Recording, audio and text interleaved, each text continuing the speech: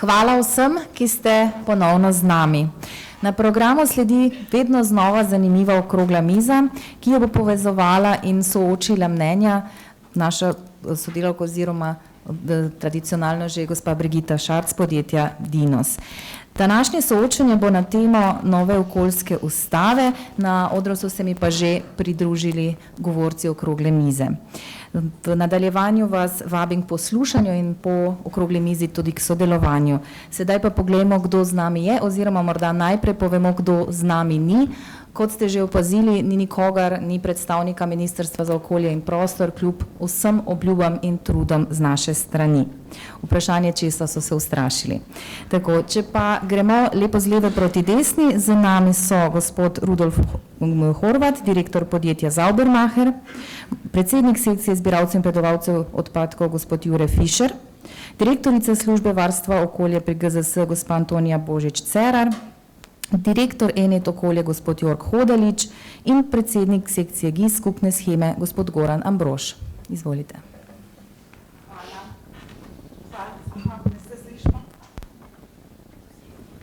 V redu, se slišimo, se. Pozdravljeni še v mojem imenu, najprej pozdravljam svoje goste na okrogli mizi, potem vas tukaj, ki še vztrajate. V letu 2022 so bili za področje reciklažne industrije sprejeti, bom rekla, 3 pomembni predpisi od Zakona o varstvu okolja preko uredbe o odpadkih, tudi do, ne smemo pozabiti na uredbo, tako imenovano EAD uredbo, katera je na naše področje prenesla kar nekaj sprememb, zato se postavlja vprašanje, ali ti predpisi prinašajo v našo branžo dejansko zeleni prehod ali se postajajo cokle razvoja. Najbolj temeljna dokumenta tega razvoja sta prav gotovo uredba o odpadkih in pa Zakon o varstvu okolja, zato smo danes, kljub temu, da se je kar precej nekaj vročih tem, se odločili, da se osredotočimo na 3 teme in sicer na teme evidenčni listi, torej kaj nas čaka po 1.1.2024. To temo bomo bolj na hitro obdelali, glede na to, da je bilo strani ministrstva povedano, da tudi sami spoznavajo, da ta rok za izvedbo evidenčnih listov v taki obliki, kot so predpisani z uredbo, več ni mogoč. Druga tema naša bo okoljevarstvena dovoljenja za ravnanje z odpadki, ne dvomim, da ne bo vroča tema, tako da mislim, da bomo imeli kar nekaj govoriti o tem in pa proizvajalčeva razširjena odgovornost. Naj za prvo temo navedem nekaj izhodišč. Evidenčni listi postajajo tako imenovana transportna listina za vse odpadke. Kaj to pravzaprav pomeni za podjetja? Vsebina evidenčnega lista se širi. Je to dobro, je to slabo? Nova prevzemnika odpadkov postajata trgovec, ki ima lahko odpadke v fizični posesti in pa tudi posrednik, ki ima lahko odpadke v fizični posesti. Je to dobro, je to slabo, so to priložnosti ali so tveganja? Evidenčni list se izpolni pred začetkom pošiljanja. Evidenčni list je veljaven, ko ga potrdita pošiljatelj odpadkov, prevzemnik odpadkov, ki s podpisom potrdi, da se lahko izvede prevoz pošiljke odpadkov na njegovo lokacijo. Prevzemnik odpadkov potrdi prvič evidenčni list največ 15 dni pred začetkom pošiljanja odpadkov. Pošiljatelj, prevzemnik ga potrdi 15 dni pred začetkom ali pa takoj pred začetkom pošiljanja odpadkov. In evidenčni list je zaključen, ko odpadke prevzame izvajalec obdelave. Vprašanja, ki smo jih naslovili na predstavnike ministrstva, pa žal niso našle sogovornika, so bile sledeča. Ureditev glede izpolnjevanja in potrjevanja evidenčnih listov se bo s 1.1.2024 temeljito spremenila. Zanimalo nas je, čemu tako drastična sprememba. Predpisana sprememba bo potrebno temeljito posegla informacijski sistem, tako po vsebini kot po izvedbi.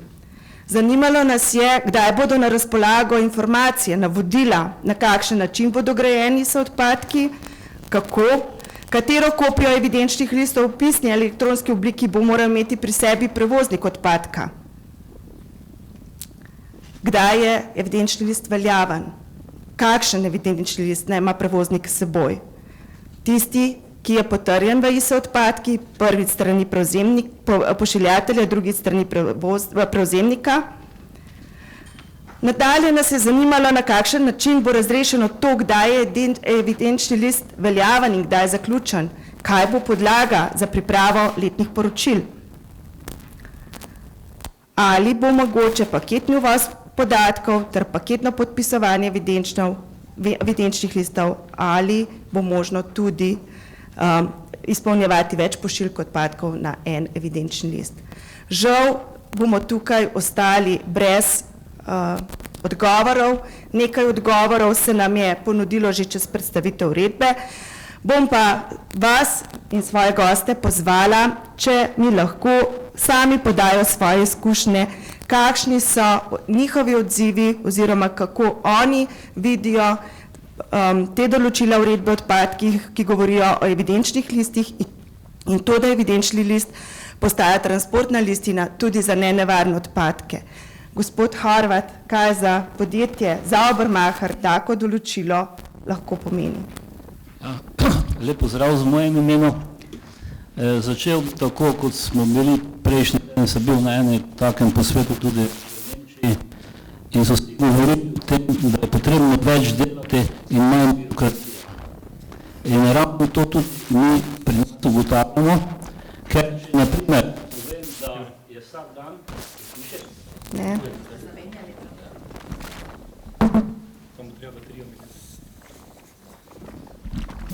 Zdaj se sliši, ja. Mi, na primer, vsak dan, glede na količino odpadkov, ki jo transportiramo ali prevzemamo, je nekje okrog 700 ton. Se pravi, nekje 35 kamionov je stalno vsak dan na poti. To pomeni, da mi zdaj moramo kreirati okrog 50 tisoč evidenčnih listov. Po novem izračunu, ki smo ga pripravili, pa bo se številka krepko nad 100 tisoč. Hoteli smo, ker gremo v proces digitalizacije, želimo tudi to digitalizirati, ampak pravijo, da brez dobre spremembe sistema IS odpadki to ne bo možno in rok za izdelavo tega je isti, torej je konec 23. leta. Tako da za nas pomeni to veliko birokracije. Dosti vprašanj je bilo že tu odprtih, je bilo povedano prej na prezentaciji in zdaj. Povedal bi pa to, da določene zadeve sploh ne bo mogoče tudi izvesti. In če se zdaj malo povrnem nazaj, zakaj se to zahteva? Zakaj hočejo vse te podatke imeti na teh evidenčnih listih? Odgovor, ki sem ga poskušal dobiti, je to, da zaradi tistih nečednosti, ki so se predhodno dogajale. Se pravi, govori se o tem, da je pri tem evidenčnem listu sodelovala tudi ta posebna enota, ki jo imamo za kriminalistov, za evidenčne liste, kjer hočejo zdaj dobiti vse te podatke. Torej, hočejo takrat, ko se avto ustavi, želijo točno vedeti, od kje so odpadki, kam grejo, koliko grejo in dejansko tudi čisto vse podatke. In zdaj, če bo tako kreirano, bo to skoraj tudi nemogoče, ker smo tudi slišali prej, da se evidenčni list lahko podpiše, ko so vsi podatki. Naprimer, največja vprašanja, ki se vedno pri nas pojavi, je teža. Greš nekomu, čeprav imamo 95%, itak imamo pooblastila, in tam ni tehnice, potem tam se napiše pretehtano nič. In potem se prav tako lahko odpadki po poti zgubijo do tistega, kam kdo prihajajo, ker to želijo. Mislim, da to ni dobra pot, da je tu treba druge zadeve in mogoče so v tej smeri tudi dobro tisto, kar je bilo tudi v uredbi o odpadkih povedano, glede raznih trgovcev, posrednikov in podobni, glede zahtev. Tako da za nas kot take, mi se s tem dnevno srečujemo, dnevno delali, sodelovali smo tudi z Ministrstvom za gospodarstvo, sodelovali smo tudi z zbornico, aktivno smo sodelovali, dali smo pripombe, vendar razen tega, da so podaljšali rok, skoraj drugega ni nič bilo sprejeto. Hvala. Hvala. Mogoče še gospod Jure. Ja, jaz celo delim to mnenje, ker se mi zdi, da je ravno to problem, da ko se poskušamo iz svojih uporabniških izkušenj pomagati zakonodajalcu, da sprejme pač take predpise, ki bojo v korist vseh in da bo dejansko sistem deloval, ne, dostikrat ne prodremo, ne, in tudi preko gospodarske zbornice se zelo trudimo, ampak dostikrat enostavno ne pridemo, ne premaknemo mnenja, ne. Zdaj, konkretno v naši družbi mislim, da imamo mi okrog 150 000 evidenčnih listov letno, če se ne motimo. Tega je 1/3 paketnih, to pomeni, da če bi šli delati to v detalj, recimo železarna želi imeti mesečni evidenčni list v enkratni izvedbi paketno in tako naprej, ne, bi to verjetno pomenilo 250 000 po mojem, pa vse več, pa še več, ne. Skratka, problem je seveda v tem, da smo mi v preteklosti ravno popolnoma centralizirali izdajo evidenčnih listov iz preprostega razloga, ker je bilo preveč drobnih napak na naših enotah. Mi imamo 20 enot in to je 20 ljudi. Ti ljudje niso visoko usposobljeni, to so pač referenti in dejansko bi mogli poznati celo paleto kod odpadkov, mogli bi se spoznati na vse postopke, obvladati vse programe po tej logiki in tako naprej. In seveda tega ne moramo zagotavljati, zato smo pač zadevo popolnoma centralizirali, da znižamo obseg napak in to je pač polno delo recimo za 3 ljudi non-stop, 8 ur na dan.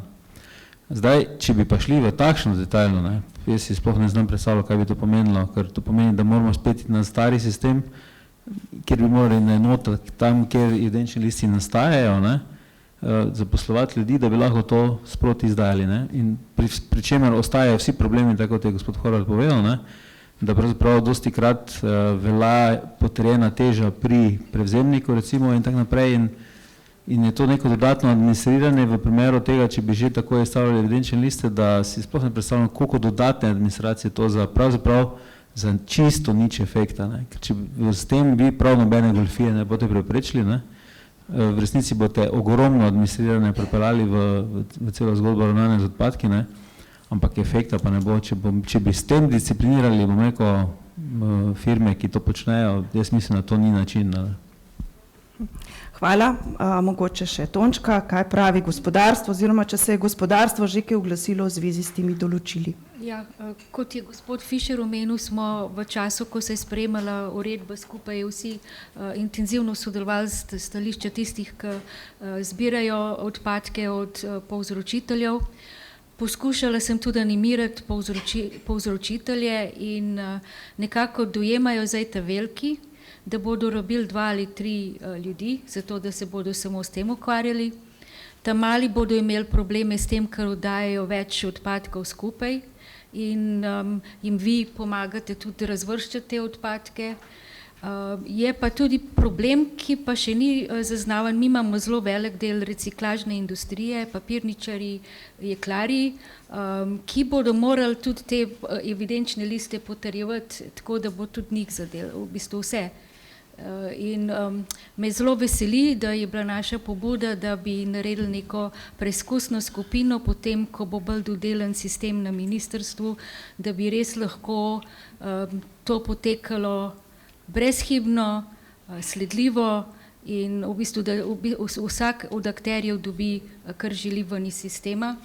Se pa tudi bojimo ob tem, da bodo povsod več zaposlenih, da bodo pa stroški naraščali v bistvu pri vseh delih. Še eno, izvoli, kar Jork. V redu. Hotela sem vprašati še eno stvar. Prej ste omenili, gospod Horvat, da na podlagi evidenčnega lista želijo ta ekipa, kriminalistična ekipa oziroma ekipa, ki je raziskovala te zadnje primere nedovoljenih vnosov odpadkov na zemljišča, pravzaprav hoče vsak trenutek vedeti, kje odpadek se nahaja.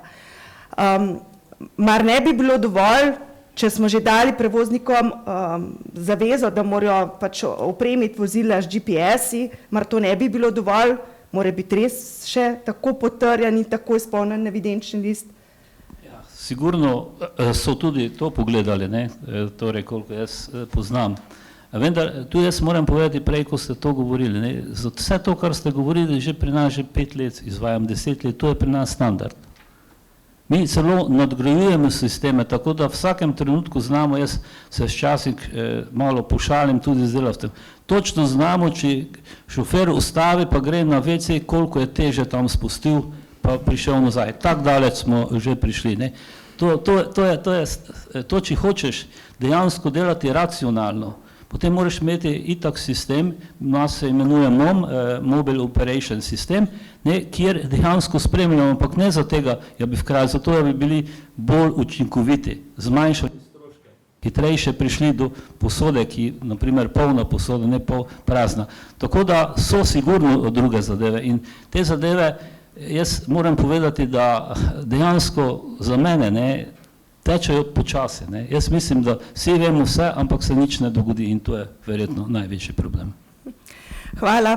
Povabim še občinstvo. Želi kdo še komentirati določila uredbe, kar se tiče evidenčnih listov, še kakšno mnenje? Mogoče bi tukaj povabila, žal ni z nami predstavnika komunalne zbornice, kaj tako določilo pomeni tudi za izvajalce javnih služb, zbiranje komunalnih odpadkov. Bolj ali manj vemo, da še kar nekaj časa nazaj, dokler ni bilo uvedeno, rečemo temu, kontrola na ISE odpadki, da zbiralec mora sam izpolnjevati evidenčne liste, kadar je pošiljatelj. Smo dostikrat prevzemniki v imenu tudi zbiralcev izpolnjevali evidenčne liste, vemo, da temu je tudi odzvonilo, pa vendar smo delali mesečne evidenčne liste in mogoče kakšen tak predstavnik komunalnih podjetij tukaj, ki bi lahko karkoli na to temo povedal, še kakšno njegovo mnenje? Ni. Hvala. Bi še kdo od vas kaj povedal v zvezi z evidenčnimi listi? V redu? Jaz sem tudi komunalec, ne, na dveh stolcih sedimo, ker pač upravljamo tudi javno službo. Jaz tu ne vidim nekih velikih problemov, ker večina se prepušča, ne tako da mislim, da nekih velikih zadev. Mislila sem na strani oddaje, ko komunalna podjetja oddajajo odpadke naprej. Vemo, tukaj nas še udarjajo sheme, treba je določiti tudi shemo in pravzaprav se število evidenčnih listov lahko kar se lahko poveča, ampak mislim, da tu nekih večjih problemov ne bo. Hvala. Še gospod Jork je želel. Ja, mogoče.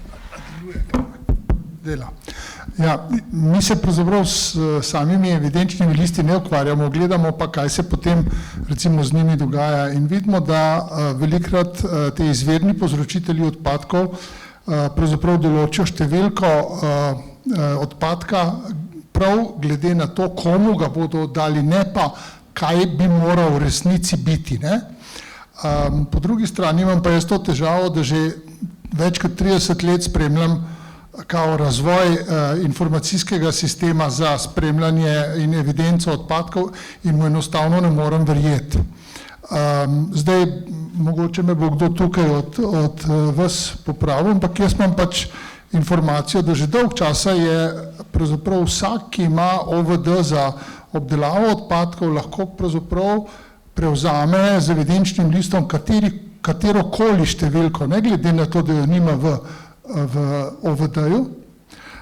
Še več, slišal sem tudi, ampak to jaz ne vem, zato ker se ne ukvarjamo direktno s tem, ampak bi pa si mislil, da je to lahko res, glede na te evidence, ki jim pač ne verjamem, da lahko potem tudi ta evidenčni list potem kasneje zbriše in enostavno odpadek zgine. In nimamo sledljivosti, kam so šli, koliko, kateri odpadki. Že zadnjič v Moravcih sem vprašal, pa nisem dobil od ministrstva, od gospe Bolte nobenega odgovora. Naredil sem en poskus, pa sem vprašal kot informacijo javnega značaja za neke prekomejne transporte in seveda sem na koncu po ping-pongu dobil odgovor od inšpekcije, ki izdaja ta dovoljenja oziroma notifikacije, da oni teh podatkov nimajo. Tako da zdaj sem se pritožil, pa sem vprašal, kdo jih ima. Pa da vidimo, bom drugo leto povedal, če mi bodo sploh odgovorili. Samo toliko. Velja, gospod Rudi? Ja, lahko na nekaj vprašanj tudi seveda odgovorim. Jaz nisem šel v to globino, to, kar je zdaj tudi Jork povedal. Vendar večkrat, ko gremo kam po odpadek, dejansko najdemo tam vse drugo, ker se pač kot je bilo v številko zapisano. In to je tudi en velik problem, ker ti moraš naprej vedeti.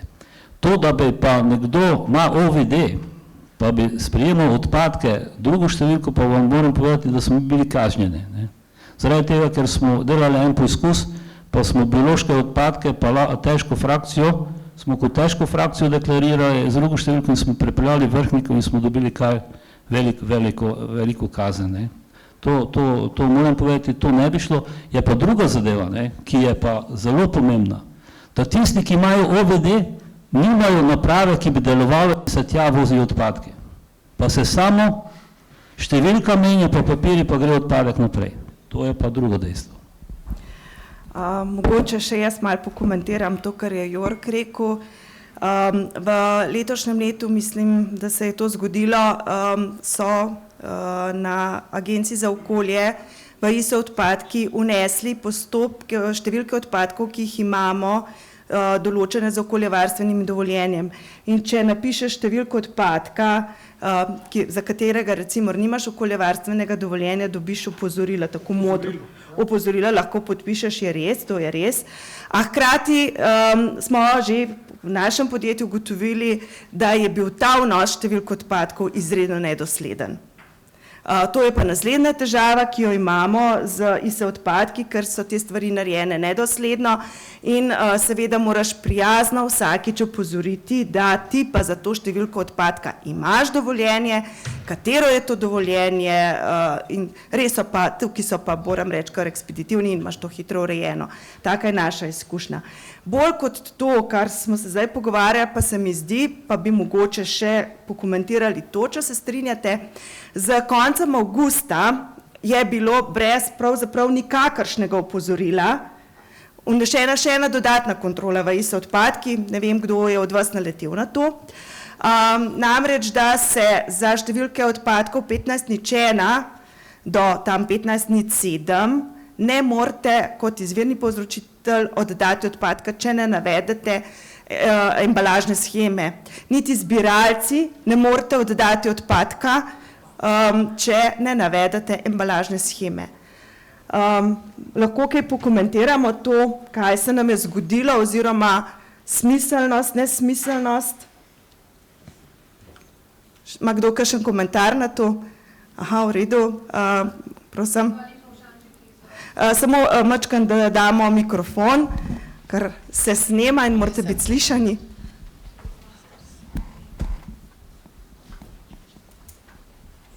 Hvala lepa. Eva Lipovšanček iz Slopaka. Ja, ta informacija je prišla tudi do mene, namreč, da bi mogli zbiralci, ki od izvirnega povzročitelja, ali je to komunal ali pa dejansko nekončni uporabnik, prevzamejo odpadno embalažo in v tem prvem koraku je treba navesti shemo, seveda, embalažno. In potem, ko oni to oddajo naprej v predelavo, končno obdelavo, kakorkoli temu rečemo, v nadaljne postopke, morajo spet shemo označiti. In to je absolutno napačno, ker se nam podvajajo količine. Zdaj, kaj če zbiralec da enemu predelovalcu, ki da pol naprej še enemu predelovalcu? In se količine spet podvajajo. Tega se mi zavedamo, mi, ki smo tukaj, ampak predstavniki MOP-a oziroma ARSA, ki zdaj podatke obdeluje, se pa bojim, da absolutno niso seznanjeni s to težavo. Potem bojo pa nas, ki bomo poročila delali, spet klicarali, da je vse narobe in vse napačno. Pa v bistvu imajo oni problem. Tako da, še kdo? Hvala za komentar. Še kakšen komentar? Polona Oblak Komteks. Jaz bi mogoče dodala samo to, da sem jaz na to problematiko MOP opozorila koncem avgusta, odgovora kot običajno ni. Opozorilo je šlo na MOP. Opozorilo je šlo na glavno pisarno MOP pa na ARSO, se mi zdi tudi. Ja. Hvala. Odgovora ni bilo pa ne za enega, ne drugega organa. Hvala. Še kakšen komentar? Rada bi slišala še kakšnega zbiralca, ki je samo zbiralec in mora potem to embalažo oddajati, ker jaz tukaj vidim kar nekaj administrativnih ovir. Ja, jaz prej nisem oglašal, ampak s tem problemom smo se mi srečali, pa tudi tu je gospa Blanka, ki je na tem delali in smo se dolgo posvetovali in smo potem pač sprejeli določeno stališče, ne, v skladu tudi z zakonom o embalaži in tam je tudi točno povedano, kdo so končni uporabniki in kdo niso. In smo v tej smeri potem dali. Torej, kdo je k nam to, kako se da, prepustil, tu ni evidenčni list. Kdo je pa oddal, pa je evidenčni list. Ne? Ja, samo lahko bi hotela sem to povedati, ne, da lahko recimo rečemo odpadni papir in karton prevzamete pri različnih povzročiteljih za različne sheme, določena mora biti embalažna shema, naprej date, rečemo temu, na istem kamionu peljete na predelavo, kaj boste delali 5 evidenčnih listov za 5 shem? Retorično vprašanje, ok. Mogoče še Blanka, si hotela komentirati?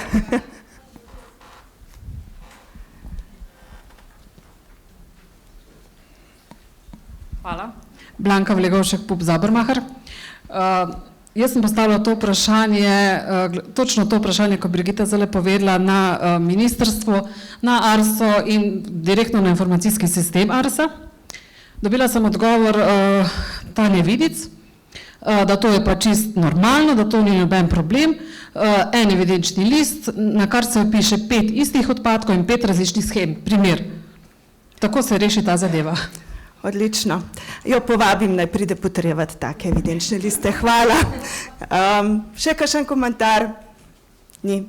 Hvala. Jaz bi zaključila temo evidenčnih listov. Prihaja pa malce bolj vroča tema okoljevarstvenih dovoljenj. Pa bom kar prvo izvala, malo bom šla stran od teh napotil, pa tako naprej, ampak vsem bom kar izvala svoje goste.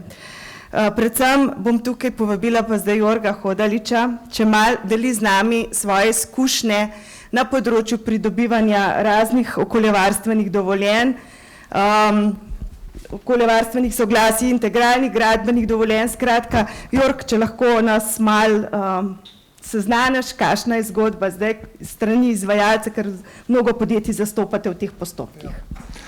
Ja, takole jaz vidim zadevo. Ta stvar se po naravi birokracije z vsako novo uredbo se bolj zakomplicira in je več neskladnosti med posameznimi uredbami in zakoni. Tako da smo mi, ki od tega živimo, praktično zmedeni, velikrat ne znamo svetovati zavezancem, včasih celo narobe svetujemo, da smo postali bolj previdni, ampak skratka, več kot je teh uredb, večja je zmeda in večja je birokracija. Zdaj, ena stvar, ki je prej moja soseda Tončka omenila, jaz sem jo razumel tako, da pravzaprav je določena mera diskrecije za tele uporabnike oziroma zavezance, da se lahko odločijo ali za tale integralno gradbeno dovoljenje, ki je skupaj z okoljevarstvenim soglasjem, ali pa za predhodni postopek. Jaz bi rekel, tukaj bodite zelo previdni, mi smo imeli že več primerov, ko je bilo zelo evidentno, da bi moral biti integralni postopek, to se pravi skupaj soglasje in gradbeno dovoljenje, in so šli z vlogo zavezanci na MOP, MOP je pa rekel ne, to pa ni jasno, že iz tega, koliko je bilo že prej recimo kumulative, ker tako se gleda, in so zavrnili in so šli po daljši poti najprej na MOP, ki jih je zavrnil po nekaj mesecih ali pa po še dalj, potem so šli nazaj na predhodni postopek in spet nazaj na MOP. Tako da tukaj bodite zelo previdni. Če je dejansko v rdečem polju, potem je evidentno to. Če pa je to neka kumulativa in da se skupaj ta modra polja za predhodne postopke seštevajo, potem pa to tudi slučajno ne morete iti direktno, ker boste dobili zavrnitev od MOP-a. Zakaj to prepovedujem? Zato, ker to smo že prej slišali, pa večina vas tako ve na pamet, da za vlogo za okoljevarstveno dovoljenje je tako treba imeti ali okoljevarstveno soglasje, če ni gradnje, ali pa integralno, ali pa odločitev o zavržbi, ali pa o tem, da ni potrebno presoje. Zdaj, tukaj imamo pa drug problem, čist praktičen, ta predpis se že en čas ne spreminja, ampak spreminja se pa filozofija tega, kako jemljajo za predhodne postopke in pravzaprav kdaj je potrebna presoja, pa kdaj ni potrebna presoja. To je čist prosto po Prešernu, tiste gospe tam, in mi smo že parkrat uradno celo zahtevali, da nam razložijo recimo tak in tak primer generalno, pa tudi mu ne bo, niso rekli, in seveda ne upajo dati, bom rekel, signala, da stalno spreminjajo to. Ampak to je za zavezance izjemno neugodno, ker sploh ne vejo, v kakšen postopek bojo padli.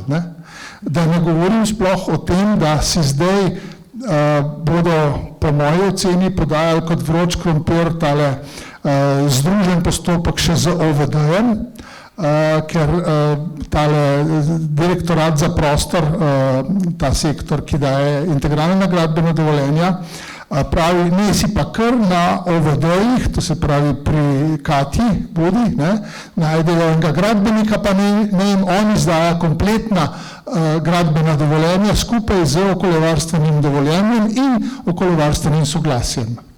Tako to približno gre, zdaj si podajajo med sabo, kdo bo sploh to počel. Tako da jaz ne vem, niti prvega postopka še ni bilo začetka, kolikor imam jaz informacije takega združenega. Združenega, imaš integralno gradbeno dovoljenje plus okoljevarstveno dovoljenje. Ja, to. Aha, je mogoče kakšen komentar, nekaj slišam? Že mogoče kdo vlagal tak postopek, ima že kakšno izkušnjo? Ne? Sam vprašam, zato ker se mi zdi, da sem nekaj slišala, se opravičujem. Hotela sem še vprašati to, kar si omenil. Zdaj pravzaprav, včasih smo imeli prijavo spremembe, ne? Prvi so vložil vlogo za prijavo spremembe in tam so ti pravzaprav povedali, kakšna sprememba je in so ti dali neka napotila, kako moraš v nadaljevanju iti s postopkom. Zdaj tega ni. Zdaj tega ni, se zato sem jaz prej vprašal, ker so bili še gospe tukaj, nekako, ne vem, če sem dobil to prav odgovor, ampak zdaj zadeva, bom rekel, kljub temu, da se ne ve, v kaj bo zavezanec šel, ali bo potem naknadno dobil dodatne postopke ali ne, ampak skratka tam obstaja na spletni strani formular, ki je pač nekako razdelan za vse vrste teh dovoljenj, zrak, voda, odpadki in tako naprej. In je treba tisti formular enostavno zdaj izpolniti, še prej pa preveriti preko predhodnega postopka, ali je potrebna presoja, ali bo dovolj predhodni postopek in odločitev, da ni potrebno presoje. In se potem pač ta obrazec izpolni, se potem gre, recimo, to je za 126. člen. Za ta IED dovoljenje je pa tako, da je v bistvu direktno treba dati vlogo, s tem, da se še tudi ne ve, kako je zdaj takoj, ponavadi naredijo tako na MOP-u, da takoj prilimajo zraven, takoj, ko v roke vzamejo, prilimajo zraven tudi predhodni postopek in potem pozovejo na predhodni postopek. Namesto da bi v bistvu se že prej o tem odločili, je to predhodni postopek ali ni in kako se to pravzaprav sploh pelje. Ampak moje butasto vprašanje, se opravičujem, predhodni postopek, ali grem na predhodni postopek, skoraj ni primera, ko grem spreminjati dovoljenje, bodi si po 126. členu, bodi si po 110. členu, če grem spreminjati dovoljenje, ali moram iti na predhodni postopek ali na presojo vplivov na okolje, vedno me čaka javnost. Ja, vedno javnost, zdaj odkar je sprememba te uredbe, da je treba tudi za predhodne postopke 30 dni javne razgrnitve in da lahko kdorkoli od teh pač vstopi noter v postopek od civilnih iniciativ do NGO-jev z statusom in tako naprej. Tako da to se mi zdi čisti overkill, zato ker že prej so lahko vsi vstopali v te postopke, res je, da so morali vedeti za te postopke, ampak vseeno, objavljeni so bili tudi potem te sklepi in so se lahko, če ne prej, takrat pritožili. Ker zdaj imamo pa to, da se predhodni postopki vlečejo, ko grejo nevladniki, se pritožijo, MOP druga stopnja, oziroma zdaj je to vlada, odkar so predali z ARSO-ta, ponavadi potrdijo, potem grejo na upravno sodišče in to traja potem 3 leta. da vidiš, kaj si dobil, kakšen postopek moraš iti. Medtem pa stvar teče in je treba v tovarnah pač stvari početi, če hočejo iti naprej. Zdi se potem logično določilo, da pravzaprav, če v 3 letih pride do spremembe tehnologije, ne, smo spet skoraj lahko na začetku. Ja. Mogoče še kdo pokomentira te zgodbe? Jaz lahko iz čist praktičnega vidika, ne. To se je ravno to, kar ste zdaj povedali, se nam dogaja. Tehnologija se hitro menja in mi se pač moramo, ker sami ne moramo do konca obdelati odpadke, smo vezani tudi na določene prezemnike. In tudi pri določenih prezemnikih se to menjava. In ko hočeš ti, tako kot smo danes tudi slišali, spremeniti, je to večja sprememba. In to ne spravi skozi 5 letih. In jaz se sprašujem, kaj se bo dogodilo, kaj bo z nevarnimi odpadki, ker tudi države, ki so okoli nas, zapirajo svoje meje. Več ne dopustijo po D postopku, tisto, kar se pač deponira, samo R postopku sežig in tu bo velik problem, predvsem časovni problem. Ne. Če smem vprašati, kaj pa končni postopki reciklaže? Je kdo že od tukaj prisotnih ali med občinstvom ugriznil kislo jabolko R3, R4, R5 postopkov kot končnih postopkov predelave? In da na koncu ima produkt, za katerega pravzaprav razen, pustimo papirničarje, železarji, nihče? Danes sem slišal, da pač bo to samo še 2 leti veljalo, jaz to nisem vedel, ker bo morali preveriti tudi te postopke, ne, ki imajo. Ja, gledajte, stvar produktov ni tako enostavna. Ne. Mi smo opozarjali ministrstvo prek našega strokovnega delavca, da samo tako, kot je bilo to mišljeno, da bo iz nekega odpadka produktov ne bo šlo. Ne, ker je dejansko evropska zakonodaja to preprečuje in vse članice Evropske unije potem to morajo tudi verificirati, takšne zadeve. Ne. In enostavno s tem se tudi srečujemo v Avstriji, tudi v Nemčiji se srečujemo in moram povedati, da je to zelo komplicirano. Če smem še jaz dodati, mi smo imeli par primerov takih, ko smo za naše recimo zavezance pridobivali end of waste status OVD in smo imeli strahotne težave, posebej na čist na operativnem nivoju, ker so hoteli od nas take stvari, ker niso imeli nobene zakonske osnove, take podatke ali pa take preverbe, enostavno tako neskončno se bojijo izdati en OVD, ki ima end of waste status, čeprav so stvari, recimo ne vem, pri reciklaži plastičnih folij pa tacga, so stvari popolnoma jasne in neproblematične, ne?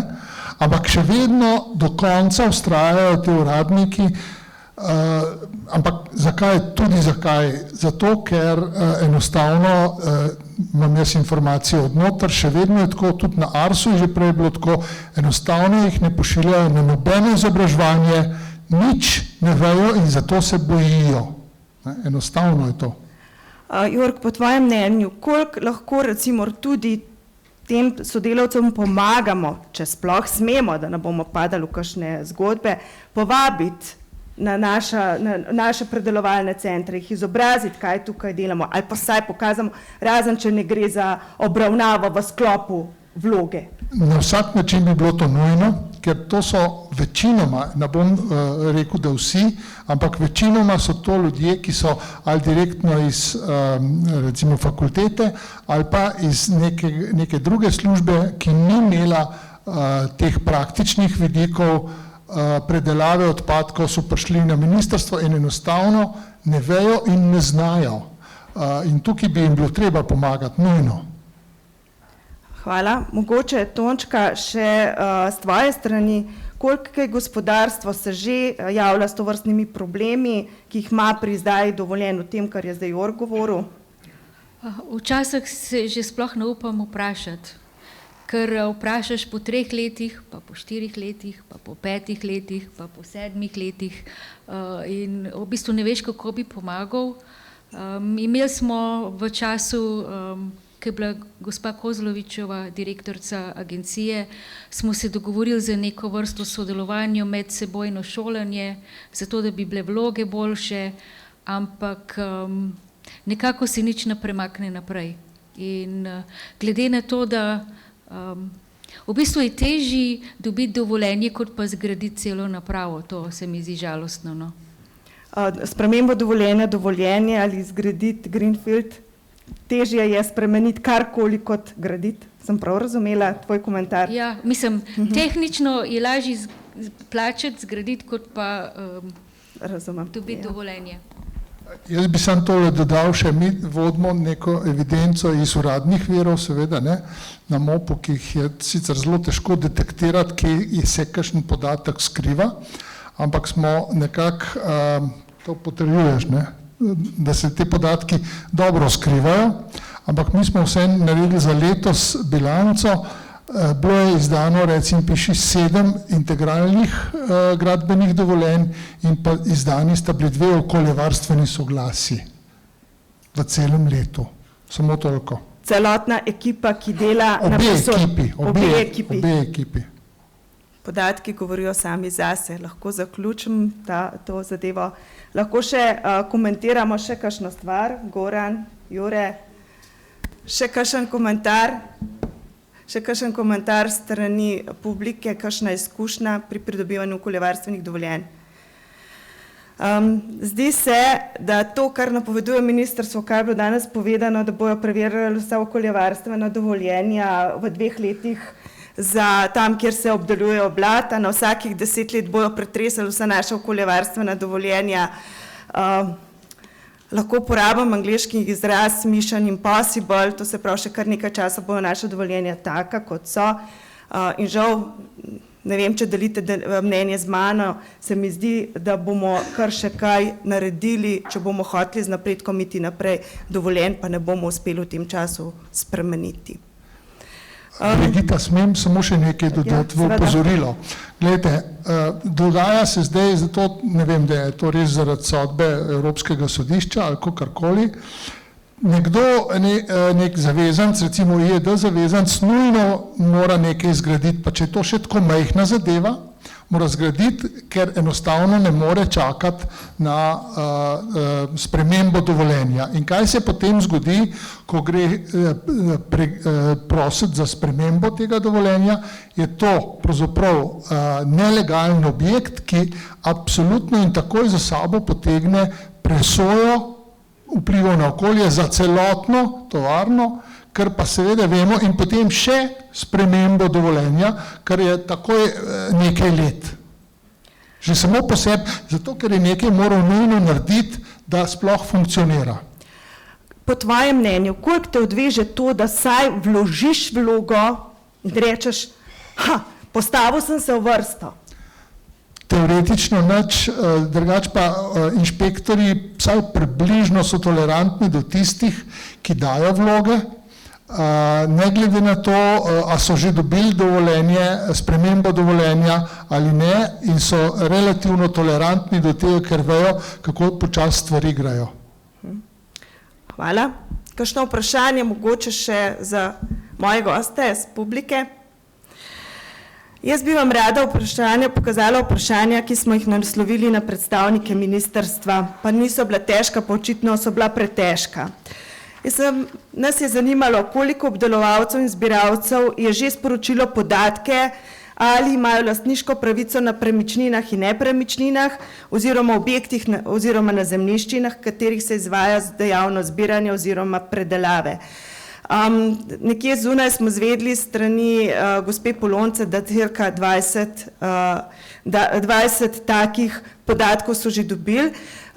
Težavo, ki pa oni imajo, zdaj bom komentirala, je pa v tem, da so sporočili samo, ali so lastniki zemljišč, niso pa sporočili, ali so tudi lastniki premičnin, torej naprav, tehnoloških naprav, na katerih izvajajo predelavo oziroma zbiranje, in da pravzaprav so sami na ministrstvu ugotovili, da nimajo pravne podlage pozivati za dopolnitev podatkov. Drugo vprašanje, ki smo ga postavili ministrstvu, je zaradi česa oziroma na podlagi česa se je pač pripravljalec zakona odločil za zahtevo, da mora biti lastništvo tako na objektih, zemljiščih, kot tudi na tehnološki opremi. Tako da žal tega odgovora nismo dobili. Če sem pa prav razumela odgovor ministrstva, prej, ko smo se še pogovarjali, pa ga bom povzela, pa me popravite, če sem ga narobe razumela, je bilo rečeno, da načeloma razmišljajo o tem, da bi umilili ta ukrep, ampak da čist povsod pa ne šlo, je bilo čist potih povedano. Tako da predlagam, da smo res pozorni, ko bojo predlogi predpisov od zunaj, in hkrati vas že ta trenutek pozivam, če bo sekcija pozivala k predlogom popravkov, uredb, da podate predloge na predlog uredb, dajte se odzvati na to, ker več kot nas bo, verjetno bo tako lažje sekciji kot tudi gospodarski zbornici argumentirati, zakaj so neka določila neprimerna. Nadalje smo ministrstvo tudi vprašali, kako, okrog tega, kako bojo reševali primere, če bo lastništvo na objektih in napravah malce deljeno, malo imamo v najemu, malo je pa lastniško, kako se bojo to vrstni postopki reševali.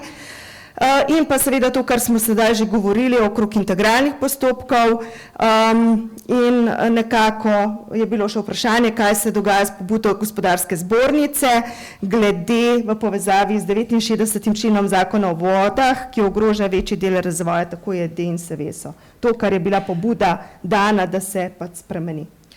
Mi smo imeli strateški svet za okolje, mislim, da je bilo enkrat v začetku julija. Takrat smo povabili tudi gospoda Bojana Dejaka, da smo izpostavili ta problem zaradi 69. člena Zakona o vodah in smo dobili neki napotek, da naj minimalno naredimo predlog popravkov, zato da bi, ker je treba zakon popraviti. Mi smo to naredili skupaj z eno ožjo ekipo in tudi odvetniško družbo in poslali to kot pobudo na ministrstvo in te dni smo dobili odgovor, da bojo šli v širšo spremembo zakona oziroma v nov zakon in da bodo pač upoštevali našo pobudo, kolikor se da. Me pa zelo skrbi, kaj bo to časovno. Jaz nisem tako razumel. Na koncu je bil dodatek. Jork, lahko deliš mnenje, kako si pa razumel? Ne, okroglo pa na čošak bi jaz temu rekel. Tako, nič niso odgovorili, no. Okay. Da bodo proučili. Veliko. Bi sam dodala, da sem jaz imela še en telefonski razgovor.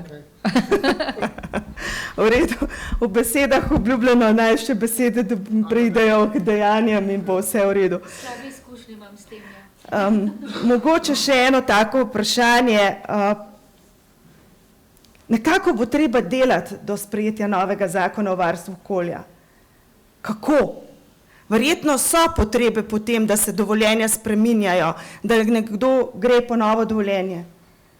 Spet bomo ostali brez vprašanja, kako bo ministrstvo odločalo glede lastniških pravic. Verjetno? Ima kdo kakšen komentar? Aha. Petra, prosim.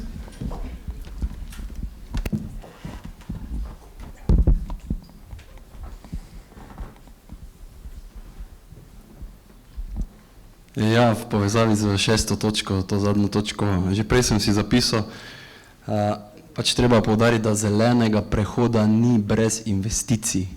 Investicije so ključen del za dosego zelenega prehoda in na poti zelenega prehoda.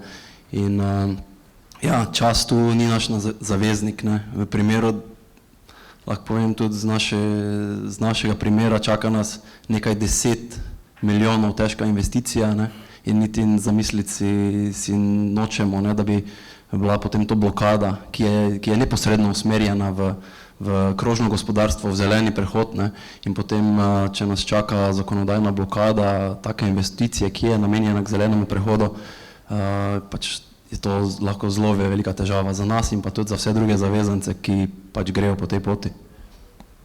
Hvala za komentar. Mislim, da imamo že prvi zaključek naše konference. Jure, drži? Hvala. Ma še kdo kakšen komentar, če ne bi tudi to temo počasi zaprla, prepričane prepričevati, je malce težko, Pa vendar je dobro vedeti, da vsaj v tem smo vsi na isti črti. Jaz bi samo povedala, da smo z GZS se pogovarjali tudi, ali bi bilo možno, da bi v bistvu bil večja cena oziroma strošek podjetja, da se pridobi še dodatne ljudi, ki bi pomagali predelovati te vloge.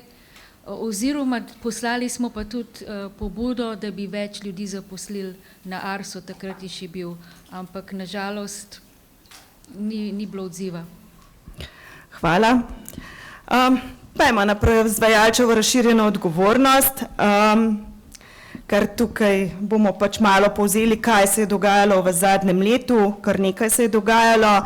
Zdaj je sprejet zakon o varstvu okolja, kjer je področje proizvajalčeve razširjene odgovornosti urejeno, ena organizacija za en proizvod. Organizacija naj bo neprofitna, ustanovljena strani zavezancev, proizvajalcev, lastniško ne sme biti vertikalnih povezav. Lani smo se spraševali, je to slabo ali to ni slabo, naša mnenja so bila deljena. Zakon je sprejet, Ustavno sodišče je sprejelo svoj sklep, torej določeni členi so zadržani, določeni so pravzaprav grejo izvajanje. Prav tako je vložena, kot smo danes slišali, ustavna presoja na pravkar sprejeto metodologijo za določevanje deleža odpadne embalaže pri JS. Goran, tebe smo kar šparali 2 temi, tokrat vprašanje zate. Implementacijo prvo slovensko zakonodajo iz direktivo EU od nas zahtevala Evropska unija, komisija. Zakaj so torej tako deljena mnenja ali samo ena organizacija, več organizacij? Kje ti pravzaprav vidiš, zakaj smo si tako na različnih bregovih, ena organizacija, vertikale, lahko malo mogoče povzameš? Hvala. Ja, poslušamo, da so mnenja pač deljena pri nas v Sloveniji, malo poslišimo, kaj se dogaja drugod po svetu, ali pa če pogledamo širše v Evropi in hitro ugotovimo, da tudi v Evropi so mnenja deljena in organiziranost teh organizacij oziroma sistemov ravnanja z odpadki oziroma proizvodi, za katere velja proizvajalčeva razširjena odgovornost, so različni. Zdaj, zakaj so mnenja deljena, sigurno izhaja iz tega, da gre za odpadke oziroma pretežno gre za odpadke, kateri se z nekim ustreznim ravnanjem, zbiranjem, ločenjem in seveda predelavo dajo ponovno uporabiti kot sekundarna surovina. In drugi razlog je, da je sigurno gre za velik trg. In če se tukaj ozremo samo na embalažo in na Slovenijo, ta trg ocenjujemo na cirka 80 milijonov in zagotovo je tukaj iskati razloge. In tega se zelo dobro zavedajo vse multinacionalke, če tako rečemo, se pravi, to so tisti veliki playerji na trgu, ki se borijo za surovine, ki se zavedajo vrednosti surovin in seveda si želijo na ta način zagotoviti dostop do teh surovin. In predstavljam si, da v enem sistemu, kjer imamo eno organizacijo, je do teh surovin veliko lažje priti, kot pa v sistemu, kjer imamo več organizacij oziroma imamo nek konkurenčen sistem, kjer se je pač treba te surovine pridobiti na trgu. In tu je treba poudariti, da vse surovine je v Sloveniji možno dobiti na trgu, ker tudi poslušamo, da ni možno priti do odpadnih PET plastenk in tako dalje. Je treba jasno povedati, da do plastenk je možno priti. Tukaj sedimo zdaj predstavniki 3 podjetij v Sloveniji, ki jih zbiramo in vsi vemo, da prodajamo plastenke pač najboljšemu ponudniku. Se pravi, plastenke iz tega naslova ne uhajajo. Bi pa spomnil še mogoče samo na eno zadevo leto dni nazaj, prav v tem sklopu oziroma v tej dvorani smo poslušali, da nam Evropa v bistvu diktira in da moramo poslušati Evrope, da nimamo izbire, da moramo vpeljati monopolni sistem, se pravi z eno organizacijo, in da vertikalno povezana podjetja ne smejo sodelovati v teh sistemih. Tukaj je tudi treba jasno povedati, da tega Evropska direktiva ne nalaga in ni nalagala. nalaga točno, bom citiral, se pravi, opredeljuje, da morajo biti pravice, obveznosti in pristojnosti vseh deležnikov sistema jasno določene. In to je vse. In zato vsako tako tolmačenje, da Evropa od nas zahteva monopolno ureditev, v bistvu na področju proizvajalčeve razširjene odgovornosti, je preprosto rečeno zavajanje.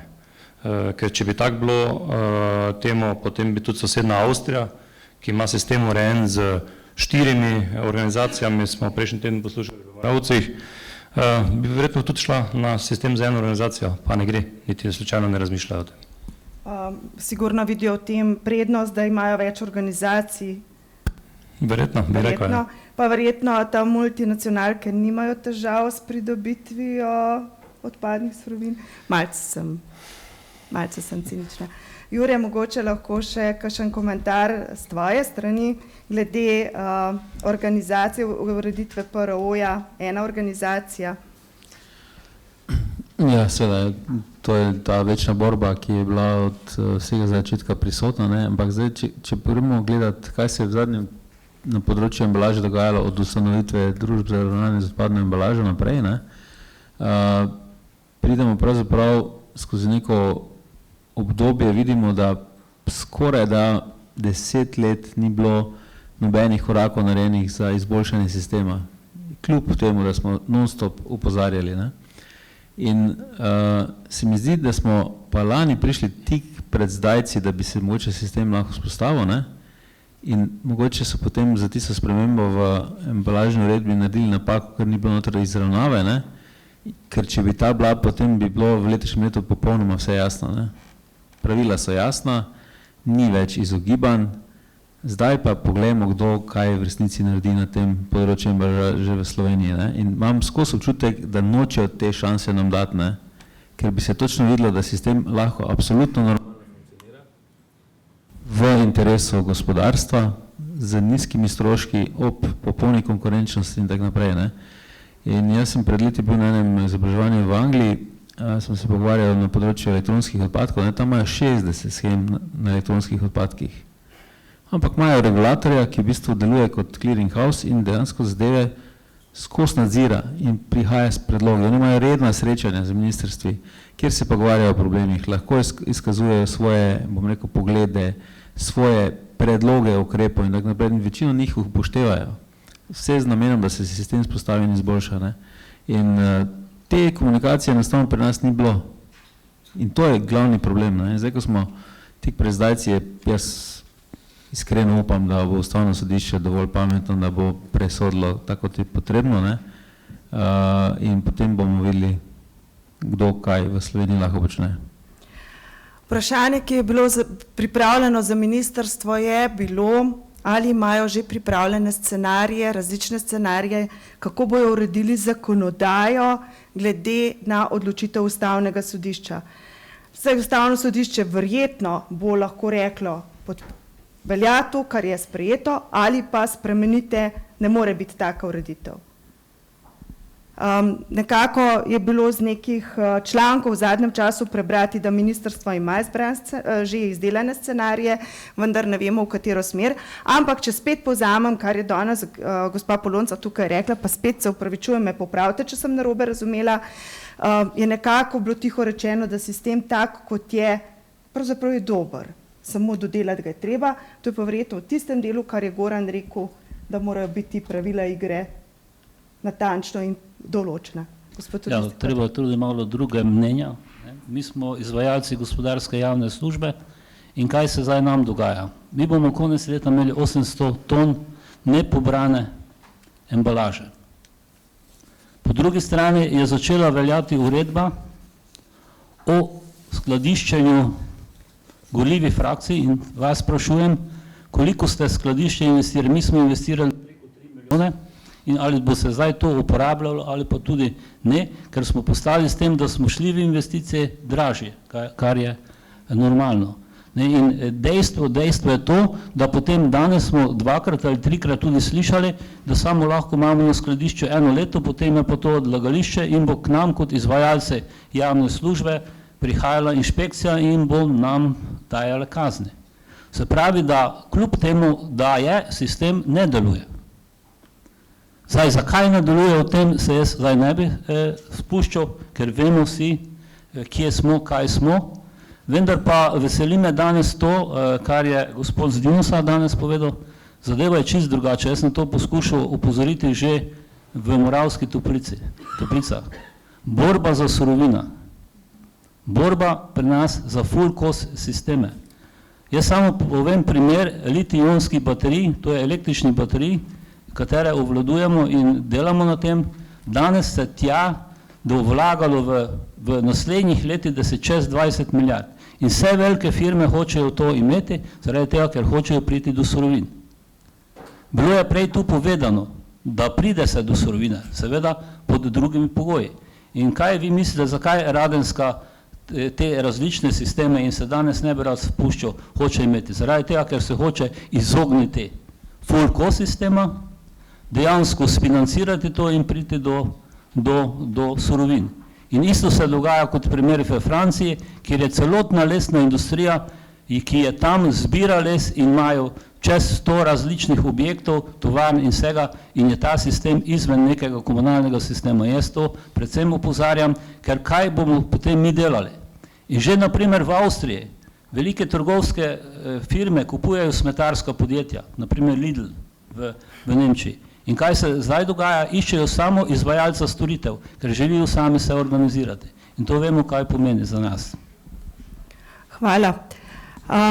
Kavcijski sistem, lahko še komentiramo, kaj je to? Kavcijski sistem, ki prihaja. Jaz ga ne bi rad, danes smo samo slišali, se uvaja, naj se ministrstvo najprej odloči, za kateri kavcijski sistem, ali bo prišlo avtomati, ali bo to tako zvani naš predlog, da bi tako ostalo kot je, ampak za digitalizirano obliko pustimo to, ker tu od zadnji so veliki špili. Hvala. V redu, še kdo komentira? Če lahko jaz mogoče samo komentiram, samo to, se pravi, tudi se ne bi želel spuščati v kavcijski sistem, da ali ne, ampak zaenkrat je daleč premalo analiz narejenih v Sloveniji, samo neke primerjave z državami v Evropi. Poznano je, da mislim, da 11 držav trenutno ima kavcijski sistem vpeljano, v EU je 27 držav, se pravi, ostale države nimajo. Še enkrat, analiz je premalo, če pa gledam iz vidika potrošnikov ali pa čisto navadnih ljudi, se pa malo zamislim, če bomo res v prihodnosti odpadke morali nositi v trgovino, namesto da bomo v trgovino hodili kupovati kruh pa mleko, kaj bomo potem mi, naša branža, kaj bo delala, ali bomo še zbirali odpadke ali ne. In zdaj se govori o 5 plastenkah, jutri se bo govorilo o tetrapaku, pojutrišnjem se bo govorilo o jogurtovih lončkih, ne vem, kje se bo to končalo. Tako da mislim, da bi bila tukaj potrebna res ena širša, pa mislim, strokovna analiza, ne pa da se kar na horuk sprejmejo odločitve. Hvala. Jorg? Jaz bi sam tudi ne bi rad komentiral tega sistema kot tazga, ker ga premalo poznam, ampak zadnjič sem bil zraven v Moravcih, ko je gospa iz Hrvaške zelo dobro analizo dala tega sistema, koliko jih pravzaprav stane in kakšni so izpleni. In to poslušati je bilo kar hudo in takrat je direktorica direktorata za okolje rekla, da bodo hudo dobro premislili, zdaj po enem tednu ali kaj svim 10-14 dni, so pa že odločeni, da bodo šli v to. Danes smo slišali, ne? Mislim. Ja, res je zanimivo, kaj se je zgodilo v teh parih dnevih, ne? V isti hiši, v istem ministrstvu, ne?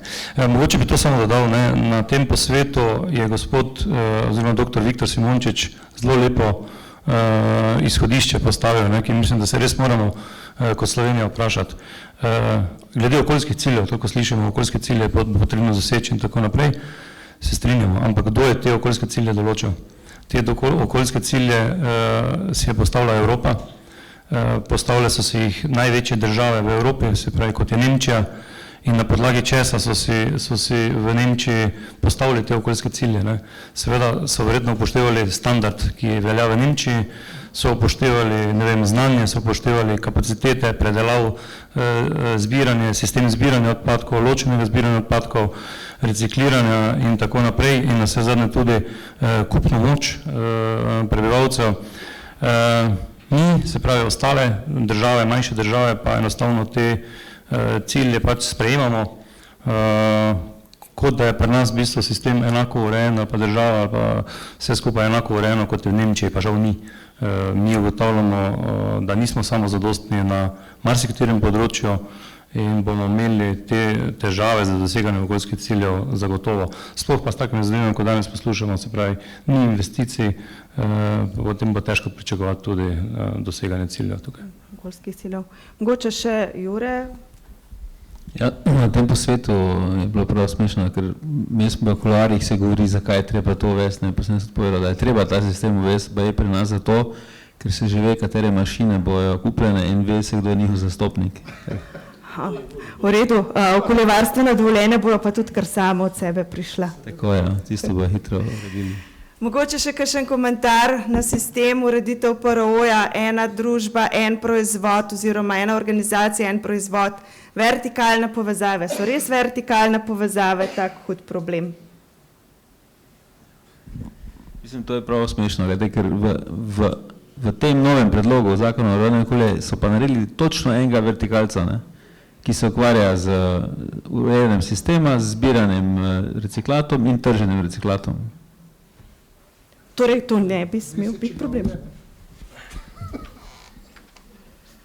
Goran, se mi zdi, da si hotel še kaj dodati. Ja, moram malo dopolniti, ja. Zdaj, vertikalno povezane družbe, treba je povedati spet, v Sloveniji razpolagamo z 43 zbirnimi centri, imamo več kot 340 tisoč kvadratnih metrov skladišč za ravnanje z odpadki in zaposlujemo več kot 1000 ljudi in posedujemo z več kot 10 tisoč različnimi zabojniki za zbiranje odpadkov. Se pravi, razpolagamo za vso potrebno opremo in sodobno infrastrukturo za upravljanje dejavnosti, pa se nas nekako postavlja na stranski tir. Tukaj mogoče delni odgovor prej gospodu Škaperju, se pravi, z vključitvijo ali pa izključitvijo teh vertikalnih družb tukaj seveda se prenaša ta problem skladiščenja odpadkov na drugam. Žal. Zdaj, te vertikalno povezane družbe ponujamo v bistvu rešitve v eni osebi in treba povedati, da tem družbam zaupa več tisoč podjetij v Sloveniji, ki z nami sodelujejo že leta in leta. In seveda mi ta ustvarjen profit, bomo rekel, ki ga seveda ustvarjamo skozi upravljanje naše dejavnosti, za svojim zaposlenim, za svojim znanjem in zagotavljamo v bistvu razvoj na tem področju in to že več kot 75 let, jaz mislim, da lahko rečemo kar uspešno. Hvala. Tako, če bi kdo od gostov še kaj dodal, ker se mi zdi, da pravzaprav smo bolj ali manj obdelali teme, ki smo si jih zastavili za današnjo okroglo mizo. Žal bi bila okrogla miza lahko še veliko bolj udarna, verjetno tudi, bom rekla, produktivna, če bi bili tukaj predstavniki ministrstva in bi vsaj obstajalo upanje, da kakšni naši pogledi, naše težave, ki jih imamo, zlasti z pridobivanjem dovoljenj in z razvojem, investicijami, bi morda bolj naletela na odprta ušesa, tako pa smo si vsaj malo izmenjali mnenja. Še enkrat na koncu zahvala mojim gostom, ker so uspeli vztrajati do konca, vam, da ste poslušali do konca in bi rada zaključila takole. Res lepo povabljeni, ko so predlogi predpisov v času, ko dajamo pripombe, odzivajte se, vprašajte, pokličite, skupaj bomo morda lahko dovolj močni, da bomo zadeve premaknili v to smer, da bomo lahko prišli do zakonodaje, ki ne bo cokla zelenemu prehodu. Hvala.